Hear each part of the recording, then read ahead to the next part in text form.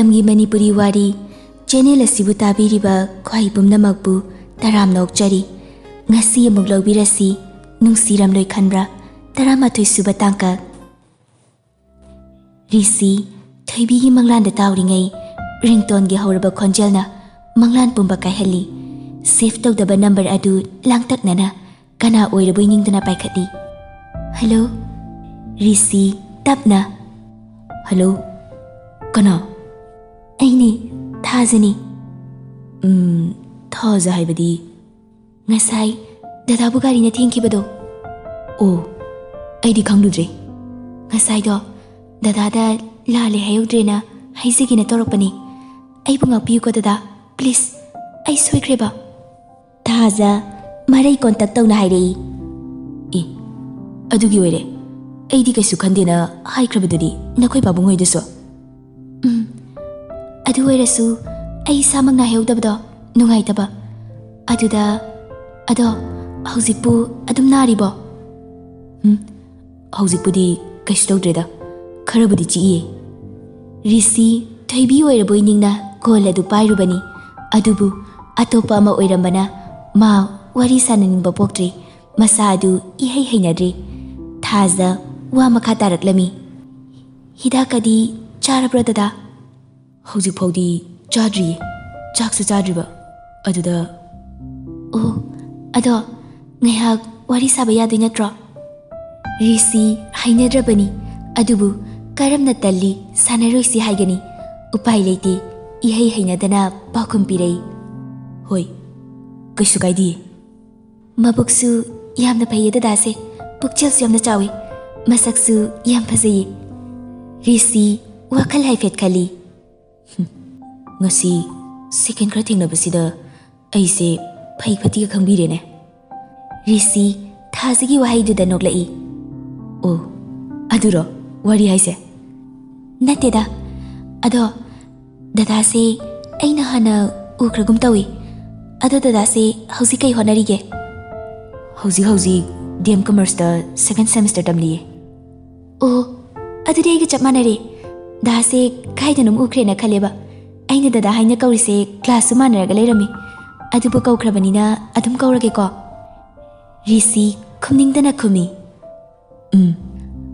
hakchang nungai tabagi dada se wayam nangangingdaba male thamage ai hayeng pabunga lake ko laktrasi anida ado ai ngai hak pothage ko masi hairam laga phone ado adumak thamkri Risi phone de yengna wakhal khali mina Thawai wari kansida onthokpani he Tanja aduda phone adusu amuk nganglei ko lakpagini kanasu nate Ras ki phone ni het paikhatpaga Rasna Hello Thoibi ga paw phongna bro Ha ai bro phongna diye Oh aduga kaigino adu yam kuina busy ga leriduna ngahaktang paw phongna dabasida amasilabo Hey taningdi wathi ngangano Nati Aduga kanaganoba wari adu kuina sanariduna Risina thokiba accident gi thaudok sing pumba ras daliri Hauzikido Thajana call tor ambaneba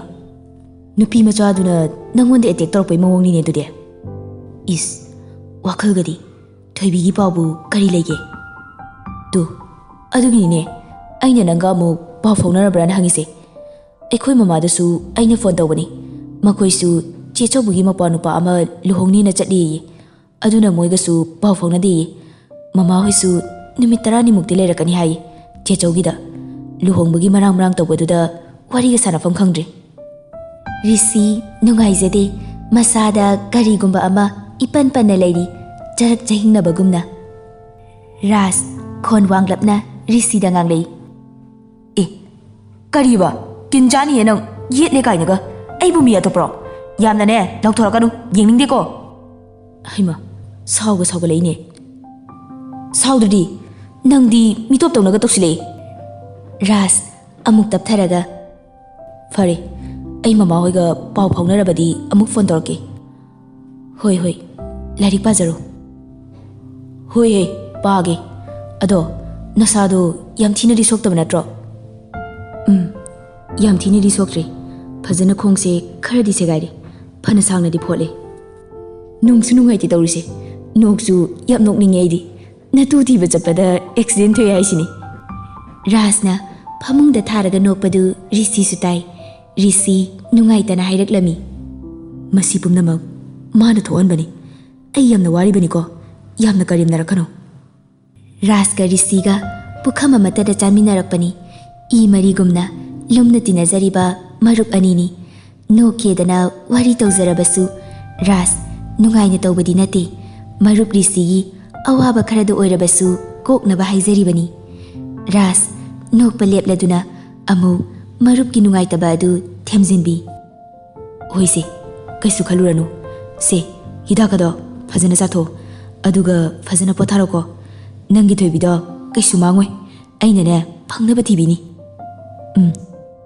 ꯅꯪꯒ ꯋꯥꯔꯤ ꯁꯥꯔꯕꯗꯤ ꯋꯥꯈꯜꯁꯦ ꯈꯔ ꯆꯥꯎꯊꯣꯛꯏ ꯚꯥꯏ ꯃꯈꯣꯏ ꯑꯅꯤꯅ ꯋꯥꯔꯤ ꯁꯥꯟꯅꯔꯤꯉꯩ ꯇꯟꯖꯥ ꯑꯗꯨꯗ ꯃꯃꯥ ꯊꯝꯕꯥꯜꯁꯨ ꯆꯥꯛ ꯄꯨꯗꯨꯅ ꯃꯆꯥꯒꯤ ꯀꯥꯗ ꯆꯪꯂꯛꯏ ꯃꯆꯥꯅ ꯍꯔꯥꯎꯕ ꯃꯥꯏꯊꯣꯡ ꯄꯨꯗꯨꯅ ꯂꯩꯔꯝꯕꯗꯨ ꯎꯕꯗ ꯊꯝꯕꯥꯜ ꯋꯥꯈꯜ ꯈꯔ ꯌꯥꯡꯂꯕꯒꯨꯝꯂꯦ ꯃꯆꯥꯅ ꯐꯣꯟꯗ ꯋꯥꯔꯤ ꯁꯥꯟꯅꯗꯨꯅ ꯂꯩꯕ ꯎꯕꯗ ꯍꯪꯂꯛꯂꯝꯃꯤ ꯅꯪꯕꯨ ꯀꯅꯥꯒꯅꯣꯅꯦ ꯋꯥꯔꯤ ꯁꯥꯔꯤꯗꯨꯕꯣ ꯔꯥꯖꯅꯤ ꯏꯃꯥ ꯍꯩꯃꯥ ꯑꯗꯨꯗꯤ ꯏꯃꯥ ꯑꯝꯇ ꯄꯥꯏꯍꯧꯒꯦ ꯍꯣꯏ ꯏꯃꯥ ꯚꯥꯏ ꯏꯃꯥꯅ ꯑꯝꯇ ꯄꯥꯏꯒꯦ ꯃꯁꯤ ꯍꯥꯏꯗꯨꯅ ꯔꯤꯁꯤꯅ ꯊꯝꯕꯥꯜꯗ ꯐꯣꯟ ꯑꯗꯨ ꯄꯤ ꯔꯥꯖ ꯃꯃꯥ ꯊꯝꯕꯥꯜꯅ ꯄꯥꯏꯔꯛꯄ ꯑꯗꯨꯗ ꯍꯔꯥꯎ ꯍꯔꯥꯎꯅ ꯋꯥꯔꯤ ꯁꯥꯔꯛꯏ ꯅꯨꯡꯉꯥꯏꯔꯤꯕꯣ ꯏꯃꯥ ꯅꯨꯡꯉꯥꯏꯔꯤꯌꯦ ꯏꯆꯥꯗꯤ ꯑꯅꯥ ꯑꯌꯦꯛ ꯌꯥꯎꯗꯦꯗꯅ ꯀꯔꯤꯁꯨ ꯊꯣꯏꯗꯣꯛꯄꯗꯤ ꯌꯥꯎꯗꯦ ꯏꯃꯥ ꯍꯣꯏꯁꯨ ꯅꯨꯡꯉꯥꯏꯅ ꯂꯩꯕꯤꯌꯨꯀꯣ ꯍꯣꯏ ꯍꯣꯏ ꯏꯆꯥꯒꯤ ꯋꯥꯍꯩ ꯇꯥꯕꯁꯤꯗꯤ ꯅꯨꯡꯁꯤꯕꯅ ꯑꯗꯣ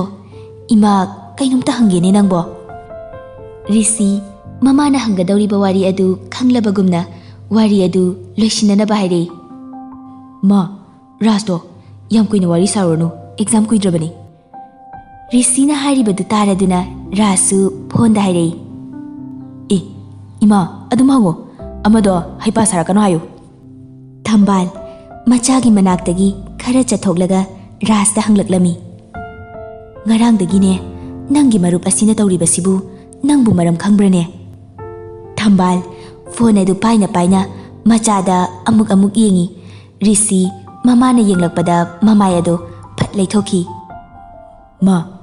ꯃꯥꯒꯤꯗꯣ ꯌꯥꯝ ꯂꯨꯕ ꯀꯦꯁꯅꯤ ꯍꯥ ꯀꯔꯤ ꯀꯦꯁꯅꯣꯅꯦ ꯌꯥꯝ ꯂꯨꯕ ꯀꯦꯁ ꯍꯥꯏꯁꯤꯕꯣ ꯃꯥ ꯑꯩ ꯏꯃꯥꯗ ꯀꯔꯤ ꯍꯥꯏꯗꯣꯏꯅꯣ ꯈꯪꯗ꯭ꯔꯤ ꯁꯦ ꯃꯔꯝꯗꯣ ꯀꯔꯤꯅꯣ ꯍꯥꯏꯌꯨ ꯏꯃꯥꯅ ꯅꯈꯣꯏꯗ ꯀꯔꯤꯁꯨ ꯍꯥꯏꯔꯣꯏꯅꯦ ꯍꯣꯏ ꯏꯃꯥ ꯑꯗꯨꯗꯤ ꯍꯥꯏꯔꯒꯦ ꯃꯥꯒꯤꯁꯦ ꯅꯨꯄꯤ ꯃꯥꯡꯕꯒꯤ ꯀꯦꯁꯅꯤ ꯏꯃꯥ ꯔꯥꯖ ꯀꯔꯤꯁꯨ ꯈꯟꯗꯕꯤ ꯁꯠ ꯍꯥꯏꯗꯣꯔꯛꯏ ꯊꯝꯕꯥꯜꯁꯨ ꯈꯪꯅꯤꯡꯅ ꯍꯥ ꯃꯥꯡꯕ ꯍꯥꯏꯁꯤꯕꯨ ꯃꯤꯒꯤ ꯑꯣꯏꯈꯤꯕꯒꯤ ꯋꯥꯔꯣꯅꯦ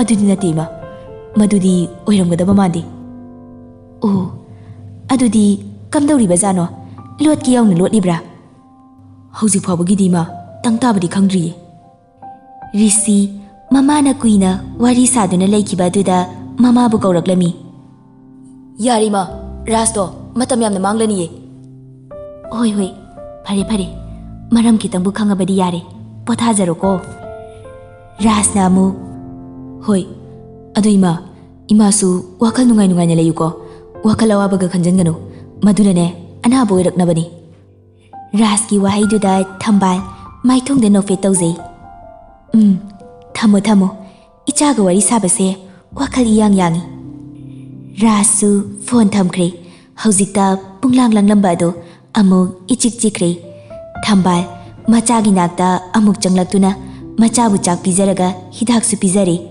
ꯔꯤꯁꯤꯁꯨ ꯈꯔꯒ ꯋꯥꯕꯒ ꯍꯤꯗꯥꯛ ꯆꯥꯁꯟꯕꯒꯤ ꯃꯌꯥꯏ ꯑꯗꯨꯅ ꯑꯗꯨꯃꯛ ꯅꯨꯡꯉꯥꯏꯅ ꯇꯨꯝꯊꯈ꯭ꯔꯦ ꯊꯝꯕꯥꯜꯅ ꯃꯆꯥꯕꯨ ꯐꯩꯖꯨꯞ ꯐꯖꯅ ꯆꯤꯡꯈꯠꯄꯤꯔꯒ ꯀꯥꯡꯈꯜ ꯅꯤꯡꯊꯤꯅ ꯊꯥꯕꯤꯔꯒ ꯃꯆꯥꯒꯤ ꯅꯨꯡꯁꯤꯔꯕ ꯃꯥꯏꯊꯣꯡ ꯑꯗꯨ ꯅꯨꯡꯁꯤꯅ ꯌꯦꯡꯂꯝꯂꯒ ꯊꯝꯕꯥꯜꯁꯨ ꯑꯗꯨꯃꯛ ꯃꯆꯥꯒꯤ ꯀꯥꯗꯒꯤ ꯊꯣꯛꯈ꯭ꯔꯦ ꯍꯥꯟꯅꯒꯨꯝꯅ ꯑꯌꯨꯛ ꯑꯉꯟꯕ ꯑꯗꯨ ꯊꯝꯕꯥꯜ ꯀꯩꯊꯦꯜ ꯆꯠꯅꯕ ꯂꯣꯏꯁꯤꯜꯂꯤ ꯊꯣꯡꯒꯥꯜꯂꯣꯝꯗ ꯒꯥꯔꯤ ꯃꯈꯣꯜ ꯑꯃ ꯇꯥꯏ ꯍꯥꯏꯗꯨꯅ ꯊꯣꯡꯒꯥꯜꯂꯣꯝꯗ ꯌꯦꯡꯊꯣꯔꯛꯏ ꯊꯥꯖꯒꯤ ꯃꯄꯥ ꯃꯆꯥ ꯊꯣꯡꯒꯥꯜꯂꯣꯝꯗꯒꯤ ꯆꯪꯉꯛꯄꯗꯨ ꯎꯕꯗ ꯊꯝꯕꯥꯜ ꯅꯣꯛꯐꯦꯠ ꯇꯧꯅ ꯍꯩꯃꯥ ꯏꯅꯥꯎꯈꯣꯏ ꯂꯥꯛꯄꯤꯔꯤꯕ꯭ꯔꯣ ꯂꯥꯛꯑꯣ ꯁꯤꯗ ꯍꯦꯛꯇ ꯀꯥꯈꯠꯂꯒ ꯐꯝꯃꯣ ꯊꯥꯖꯒ ꯀꯨꯃꯥꯔꯒꯁꯨ ꯃꯥꯡꯒꯣꯜꯗ ꯀꯥꯈꯠꯂꯛꯇꯨꯅ ꯊꯥꯔꯤꯕ ꯐꯤꯗꯥ ꯑꯗꯨꯗ ꯐꯝꯊꯩ Khumarna.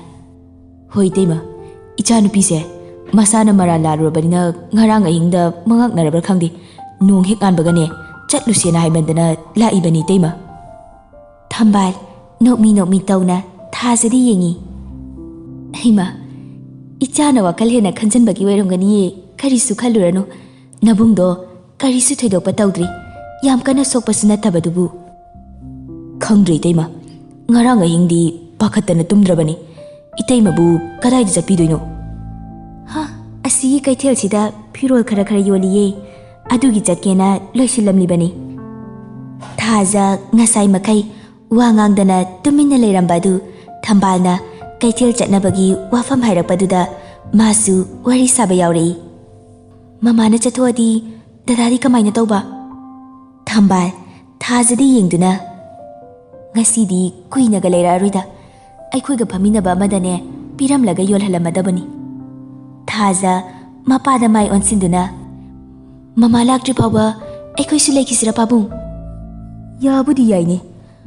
Aduda Masi Haina, Kumar, Kudangaria du Yengi, Tazasu, Sukladuna. Taurani Maidi. Tazagi Mataududa, Tambasunoglai, Aduga. Yani day bima, ay suyam kuy na lera katabanati, patla adabani. Ngasi, itay magi tabag tsagadaba sida, ay koy na mo tabag hapiri tawrisi. Ay su, ngay babudi yabani. Aduda, tabag aruba ama. Hoida, ibungo hoy na ne, puktil siyang na hona biribasi na ne, hena penjari. Machada mo ansindu na Kumarna. Pare, aduri bima, chat na ba tawrisi? Nabungi kari no chana bu purakpado pibiramo. Kari mu puraino purakta siyar basibo. Ma, nada pizaning dana sum purakpani. Taza purakli basingado tambal de piram laga chat lagi hairam duna adumak chatkre. Thoibi thama parak tropabada magi mapaudi no matala kidri. Adubu Risina mahaki thawai magni haina khalibi thoibibu. Ningsingdaba numiti yaukidi. Anaba khara pharakpaga Risi college hanagumna chatlami. Nakana maromda thazana Risibu naksinanaba nongmagi asum hotnari. Notes kara waisina college halakpada Risi hoigi parking phauba chatminari. Thazana Risibu naksinaba pamli. Adubu Risi nongmata thazada ahenba wakal khankidi. Thaibi magi wakal natana Kanagisu ahenba wakal laikidi. Thazana tawriba singadu Risisu khangdabanati. Adubu Thaza masamak na hairaktabana mana karibo hairuni. Risinadi Thazabu ichamchamna loinari tinari. Nongma haukibana Thaza Risi naksinaba hengalakli. Matamado ayuki matamni. Risi angang tuition loibada ngairi. Matamaduda raski ko laklami. Risi Kole du Paikalaga. Hello. Nangbu exam loirabo. Hoi. Loiri bungo. Handang matangse. Isaga se maying phajana tari. Kok phattaba ikhoise lairik tambada yam wabazani. Hauraba nangi wathido. Haurappa natine. Ado pau nungaiba ama tambige tawbani. Ha. Kai pauno. Thoibigiro. Risi nofit tawna hangjai. Is Hanaga Kangagalera Misidi Magi Paunatana Karinunga Pau Lady Is Tabi Paunataba Singse Marui the Mawine Madugi Wanateda Uirabasu Karehena Marui Bahebado Lainadi Fazane Henzelene Bora Yalaga Amukchatkiniko Yari Kai Lady Paudo Hanam Tatamu Hotabido Lady Hagatobani Risi Maitongda Awaba koklaba minok ama nokchay yam lang taknana. Kaida. Hey, tamake yam ngam da batawgano. Sasarairo nang namu dille lady. Si nakongda phajane singdo hairage. Thoibida siljarda madom jagi nupa leitabagi chatli mina hatpi bawara male. Madi lehauri haye siljarda. Moigi mamaga mapaga da ngarang na handa hali na haye. Amuk jangni haibani. Kes kayamna tongnari mali. Risi nanghaure matagumna marak fatali. Ado, thoibi number chatrido Kaygina haige hanghaudro nangbo. Hoine amta hairike takhone. Thaibi phone do journey da hauri haye. Ma hauji phawba phone anobam ta paiji male. Maramdi yam kupna di hangri. Mi sibagi wari marakaduda pharak tadana. Rasna hairakliba singa du taraga Risi irang langzai nokmi ta dauduna laikre. Wakal gase ngasidi karama khaidi yangi. Karai da chatino tang khangadi yare aigidi. Madi karam kanda tholakani haige. Madudi khangdi. Moigi madom chasu pulap lamina doi male. Case tawbagi khoichin chenari na haye. Nahan muksu manaw nupa amadi la ambani. Silchar dagi na haidina. Adugi mapa oidira. Hoi surdo. Adugi mapani. Oh, mi si haibadudi nungdi nungaite. Adubu Thoibigi pau tabasidi nungai he. Haujikti kais nungai taba wakal khalurano. Ai phawbada matha kyam sai nangi khanbada. Aikhoi mama hoisu nahangai ada leidana pau kya phaunaba phangludre. Haujik phawba nang leramdrabadi Thoibigi pau se khangamoidini ko ise. Ado karigumba nangi thaudo ase. Aingondaga thokpo oiramagadi aidi upai suglai leitabagi mawngni ne. Kaige kaidobagi ai leirisidi. Aina ne Thoibigi mama pa khangnabagi pharini. Nangdi Anugi mama pa di khangsu khangnadana. Khanjalubada mathabu sai. Ainaga lamlapnaga leire. Adumainaga tawrabadi aidine swaisida Devadas da mole. Raski wahaya duda Risi sunoglei. Oh, nangdi doctor go oidabida Devadas oina olaga tholaktoiraba. Nang haujikti Thoibigi mapau tabase nokningbaga phawrakpra. Ras phagi tawna noklei. Risi su nangsu adudi hatmanro. Chumbadi chumi. Nokpa phaw thawai tana noktrabane ise magi wakhalda. Hoi pharise. Ado imadi leibro. Haujikti leiti kaigino. Haujikne ima leitringai pen amta noktho. Adugane insang awam thongaga chatho. Nahan kai charam thaklam amata khanglam naroi. Nasagado skeleton malamani. Mandi skeleton toina urabanina migase mayang kitang kangbagase skeleton oina ubagi wafam laba. Hoine urini ne. Ado nangbu college ka chaloidro. Chatoini. College chatkani khanbada bit leitaba amsu yauri. Nangiduna thaja haibadugiro. Propose ka tawrabo. Kaidino tawrokti. Mawongdo sum henjilakpa. Madui nupidubu kari lamdaineba. Lambudi Thoibi hoiga manai lekai di khangdi. Moisu hongakpa kuiji male. Madu oiragana Thoibi khangbrana hekta hangba yadro. Hekta hangjinbadusu tandre. Mingonda ipong phongbasu pamde. Hoida yum hongakpasu kuijribanina khangamdabasu yaida. Ado kona amuk tawrake. Akupa pau leirakanda ai amuk tawrake. Ngasigidi thamage ko. Hoi yam nungaijari. Nungaiba pau am pibirakpagi. Fare adudi aisu thamjarage ko. Ras loirakpada magi haunabi karan taramlaga kola du thamkhre. Risi Thoibigi mapau taba phangjabada Thoibi maka wari sanabagumna nungaijai. Ngasidi college satpasu maithong maka lamna chatli. Parkingda Thaja hanagumna ngaiduna leirami. Thajasu Risi lapa ubaduda. Ngasidi kaino yam nungaiba male. Masakase yam phajathoe. Warigadi nangsuba. Haima asingbani. Ado thengani chasilao thorose. Thajana Risida gari so pisali. Risisu sumaina ibani sum chatminabase.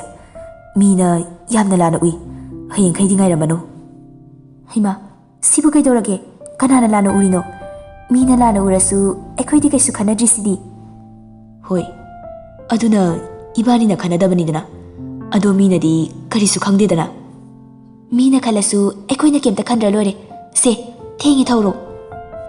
Risisu makha tarudri. Hanagumna gari adu adumak thauduna chatli. Thaja side class aduda Risibu huran mityeng yengli. Aduga da ngasidi ai kainom hangene. ꯔꯤꯁꯤꯁꯨ ꯒꯥꯔꯤ ꯑꯗꯨ ꯊꯧꯅ ꯊꯧꯅ ꯃꯃꯥꯏ ꯑꯗꯨ ꯍꯥꯏꯐꯦꯠ ꯑꯣꯟꯊꯣꯛꯂꯒ ꯌꯦꯡꯂꯛꯏ. ꯁꯦꯀꯦꯟ ꯐꯥꯗꯦ ꯑꯃꯨꯛ ꯃꯥꯡꯗ ꯌꯦꯡꯈꯤ. ꯀꯩꯅꯣ ꯍꯪꯉꯨ. ꯂꯥꯟꯅꯗꯤ ꯈꯟꯒꯅꯨꯀꯣ. ꯍꯣꯏ, ꯍꯥꯏꯔꯛꯑꯣꯅꯦ. ꯊꯥꯖ ꯉꯥꯏꯍꯥꯛ ꯈꯜꯂꯤ. ꯑꯗꯨꯒ ꯗꯥꯒꯤ ꯈꯪꯅꯕꯒ ꯂꯩꯕ꯭ꯔꯣ? ꯔꯤꯁꯤ ꯀꯔꯤꯁꯨ ꯈꯪꯗꯕ ꯁꯥꯔꯒ ꯇꯥꯞ ꯑꯣꯛꯂꯒ ꯈꯨꯝꯃꯤ. ꯈꯪꯅꯕ ꯍꯥꯏꯕꯨ ꯀꯩꯅꯣ? ꯍꯣ, ꯅꯨꯡꯁꯤꯅꯕꯗꯣ ꯑꯗꯨ ꯍꯥꯏꯕ. ꯑꯣ, ꯑꯗꯨꯕꯨꯗꯤ ꯂꯩꯌꯦ. ꯊꯥꯖ ꯃꯀꯥ ꯂꯥꯝꯂꯝꯕ ꯃꯥꯏꯊꯣꯡ ꯑꯗꯨ ꯃꯛꯁꯤꯟꯈ꯭ꯔꯦ ꯅꯨꯡꯉꯥꯏꯇꯅ. ꯑꯁꯦꯡꯕꯔꯣ? ꯑꯁꯦꯡꯕꯅꯤ. ꯊꯥꯖ ꯋꯥ ꯍꯥꯏꯗꯕꯤ ꯉꯥꯏꯍꯥꯛ ꯇꯨꯃꯤꯟꯅ ꯇꯣꯡꯂꯤ. ꯑꯗꯨꯒ ꯑꯃꯨꯛ ꯍꯪꯂꯛꯏ. ꯃꯥꯗꯤ ꯀꯩ ꯃꯤꯡ ꯀꯧꯒꯦ? ꯀꯥꯏꯗꯤꯅꯣꯕ? ꯍꯧꯖꯤꯛꯇꯤ ꯌꯥꯗꯦ, ꯀꯣꯟꯅ ꯍꯥꯏꯒꯦ. ꯀꯩꯗꯧꯒꯦ ꯑꯗꯨ ꯍꯥꯏꯕꯕꯣ? ꯍꯧꯖꯤꯛ ꯀꯣꯏ ꯍꯥꯏꯔꯣ, ꯀꯣꯂꯦꯖꯁꯨ ꯌꯧꯗꯣꯔꯦ. ꯍꯣꯔꯦꯟ ꯒ꯭ꯌꯥꯟ ꯇꯥꯅ ꯍꯥꯏꯔꯒꯦ. ꯔꯤꯁꯤꯅ ꯀꯣꯟꯅ ꯍꯥꯏꯔꯒꯦ ꯍꯥꯏꯕꯅ ꯊꯥꯖꯁꯨ ꯋꯥ ꯃꯈꯥ ꯇꯥꯗ꯭ꯔꯦ. ꯇꯨꯃꯤꯟꯅ ꯑꯗꯨꯃꯛ ꯋꯥꯈꯜ ꯑꯃꯗ ꯇꯣꯡꯂꯤ. ꯑꯁꯨꯝ ꯂꯥꯛꯄꯅ ꯀꯣꯂꯦꯖꯁꯨ ꯌꯧꯔꯦ. ꯒꯥꯔꯤ ꯄꯥꯔꯛ ꯇꯧꯐꯝꯗ ꯒꯥꯔꯤ ꯑꯗꯨ ꯈꯥꯝꯗꯨꯅ ꯃꯈꯣꯏ ꯑꯅꯤ ꯆꯪꯃꯤꯟꯅꯔꯛꯏ. ꯊꯥꯖ ꯒꯥꯔꯤꯗꯒꯤ ꯀꯨꯝꯊꯗꯨꯅ ꯀꯣꯂꯦꯖꯀꯤ ꯆꯪꯐꯝ ꯑꯗꯨꯗ ꯆꯠꯅ ꯆꯠꯅ ꯍꯥꯏꯔꯛꯏ. ꯍꯣꯔꯦꯟꯗꯤ ꯑꯁꯦꯡꯕꯒꯤ ꯍꯥꯏꯌꯨꯀꯣ, ꯅꯨꯃꯤꯗꯥꯡ ꯐꯣꯟ ꯑꯣꯏꯅ ꯇꯧꯔꯛꯀꯦ.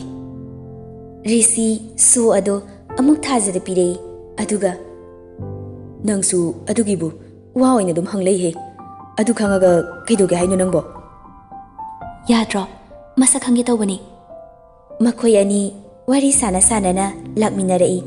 ꯔꯤꯁꯤꯒꯤ ꯃꯃꯥꯟꯅꯕꯁꯤꯡ ꯑꯗꯨ ꯄꯨꯂꯞ ꯂꯦꯞꯇꯨꯅ ꯂꯩꯔꯝꯃꯤ. ꯃꯌꯥꯝꯗꯨꯅ ꯃꯈꯣꯏꯗ ꯂꯛꯅꯔꯛꯏ. ꯌꯥꯗꯦꯀꯣ, ꯌꯥꯝ ꯆꯥꯛꯆꯩꯀꯣ. ꯃꯃꯥꯟꯅꯕ ꯑꯃꯅ ꯑꯃꯨꯛ ꯍꯥꯏꯔꯛꯏ. ꯅꯨꯡꯉꯥꯏꯖꯔꯝꯒꯅꯤꯗ ꯂꯩꯖꯕ ꯀꯥꯏꯁꯦ. ꯔꯤꯁꯤꯅ ꯅꯣꯏꯁꯨ ꯋꯥꯊꯤꯗꯤ ꯇꯥꯅꯤꯡꯗꯦ. ꯊꯥꯖꯅ ꯑꯃꯨꯛ ꯐꯥꯒꯤ ꯇꯧꯕꯕꯨ ꯌꯥꯗ꯭ꯔꯣ, ꯑꯩ ꯆꯪꯉꯒꯦꯀꯣ, ꯂꯩꯍꯧꯔꯣ. ꯊꯥꯖ ꯆꯪꯈ꯭ꯔꯦ. ꯔꯤꯁꯤꯒꯤ ꯃꯃꯥꯟꯅꯕꯈꯩ ꯊꯥꯖꯅ ꯆꯠꯈ꯭ꯔꯤꯕ ꯃꯥꯏꯀꯩꯗ ꯌꯦꯡꯗꯨꯅ ꯍꯥꯏꯔꯛꯏ. ꯃꯁꯤ ꯑꯣꯏꯅ ꯀꯣꯛ ꯀꯣꯏꯁꯤꯜꯂꯨ ꯌꯥꯗ꯭ꯔꯣ, ꯃꯁꯛꯁꯨ ꯐꯖꯩ. ꯔꯤꯁꯤꯁꯨ ꯑꯃꯨꯛ ꯈꯨꯝꯂꯛꯏ. ꯌꯥꯔꯦ, ꯅꯣꯏꯅ ꯚꯥꯞ ꯐꯕꯤꯗꯅ ꯑꯩꯅꯦ ꯀꯣꯂꯦꯖꯀ ꯂꯥꯛꯇꯣꯏ ꯇꯜꯂꯕꯅꯤ. ꯁꯨꯃꯥꯏꯅ ꯑꯩꯈꯣꯏꯗꯒ ꯅꯨꯄꯤꯅ ꯀꯦꯟꯖꯤꯜꯂꯛꯑꯗꯤ ꯊꯦꯡꯅꯕ ꯀꯣꯏꯒꯗꯕꯅꯤ. ꯑꯗꯨꯕꯨ ꯑꯩꯈꯣꯏꯒꯤ ꯁꯛꯁꯤꯗꯤ ꯀꯔꯝꯕꯅꯣ ꯈꯪꯗ꯭ꯔꯦ. ꯀꯦꯟꯕꯗꯤ ꯂꯥꯏꯔꯗꯅ ꯍꯟꯅ ꯐꯥꯎꯕ ꯌꯦꯡꯂꯛꯇꯦ. ꯌꯥꯔꯦ, ꯇꯥꯅꯤꯡꯗ꯭ꯔꯦ, ꯆꯪꯉꯁꯤ ꯂꯥꯛꯑꯣ. ꯊꯥꯖ ꯀꯣꯂꯦꯖ ꯍꯦꯛ ꯍꯜꯂꯛꯄꯒ ꯔꯤꯁꯤꯗ ꯀꯣꯜ ꯇꯧꯔꯤ. ꯃꯇꯝ ꯆꯥꯕ꯭ꯔꯥ ꯆꯥꯗꯕ꯭ꯔꯥ, ꯊꯕꯛ ꯆꯤꯜꯂꯝꯅꯤ ꯆꯤꯜꯂꯝꯃꯣꯏ ꯈꯪꯗꯈꯩ ꯍꯦꯛꯇ ꯇꯧꯁꯤꯜꯂꯤ. ꯐꯅ ꯀꯨꯏꯅ ꯐꯣꯟ ꯄꯥꯏꯔꯛꯇ꯭ꯔꯕ ꯃꯇꯨꯡ ꯊꯥꯖ ꯁꯥꯎꯅꯤꯡꯕ ꯈꯣꯟꯖꯦꯜꯒ ꯂꯣꯏꯅꯅ ꯍꯜꯂꯣ, ꯀꯥꯏꯗ ꯆꯠꯂꯨꯏꯅꯣ? ꯔꯤꯁꯤꯁꯨ ꯊꯥꯖ ꯀꯩꯗꯧꯔꯒꯦ? ꯑꯁꯥꯏꯕꯨꯛ ꯊꯣꯛꯎꯕꯅꯤ, ꯀꯩ ꯂꯩꯔꯒꯦ? ꯀꯩꯅꯣ, ꯀꯩ ꯂꯩꯔꯒꯦ ꯍꯥꯏꯁꯤꯕꯣ? ꯐꯣꯟꯗꯣ ꯌꯥꯝ ꯏꯃꯔꯖꯦꯟꯁꯤꯗꯧꯅ ꯇꯧꯔꯛꯄꯁꯤꯗ ꯀꯩ ꯂꯩꯔꯒꯦ ꯍꯪꯉꯛꯄꯅꯤ. ꯑꯗꯣ ꯉꯁꯥꯏꯒꯤꯗꯣ ꯍꯥꯏꯔꯛꯑꯣ. ꯔꯤꯁꯤ ꯏꯉꯛ ꯉꯛꯅ ꯉꯁꯥꯏꯒꯤ ꯍꯥꯏꯕꯨ ꯀꯩꯅꯣ? ꯉꯁꯥꯏ ꯗꯗꯥꯒ ꯈꯪꯅꯕ ꯃꯤꯗꯣ ꯍꯥꯏꯅꯤ ꯍꯥꯏꯗꯨꯗꯤ. ꯔꯤꯁꯤ ꯚꯥꯞ ꯈꯪꯂꯥꯛ ꯂꯥꯛꯏ. ꯑꯣ, ꯅꯪꯗꯤ ꯍꯧꯖꯤꯛ ꯐꯥꯎꯕ ꯀꯥꯎꯗ꯭ꯔꯤꯕꯣꯏꯔꯦ? ꯀꯥꯎꯗ꯭ꯔꯤꯌꯦ, ꯍꯥꯏꯔꯛꯑꯣ. ꯉꯥꯏꯈꯣ, ꯀꯩꯒꯤꯅꯣ ꯅꯪꯅ ꯁꯤꯗ ꯏꯟꯇꯔꯦꯁ ꯌꯥꯝ ꯂꯩꯔꯤꯁꯤꯕꯣ? ꯁꯨꯝ ꯈꯪꯅꯤꯡꯗꯅ ꯇꯧꯕꯅꯤ. ꯁꯤ ꯍꯥꯏꯔꯛꯑꯣꯕ. ꯍꯥꯏꯗꯤ ꯍꯥꯏꯅꯤꯡꯗꯕꯅꯦ ꯑꯩꯗꯤ. ꯃꯤꯉꯣꯟꯗꯒ ꯁꯣ ꯑꯣꯐ ꯇꯧꯕꯁꯦ ꯀꯌꯥ ꯍꯩꯅꯗꯦ. ꯍꯣꯏꯅꯦ, ꯑꯗꯣ ꯑꯩꯉꯣꯟꯗꯗꯤ ꯀꯩꯁꯨ ꯀꯥꯏꯗꯦꯗꯅ. ꯍꯥꯏꯔꯛꯑꯣꯕꯁꯦ, ꯑꯩ ꯈꯪꯅꯤꯡꯉꯦꯕ.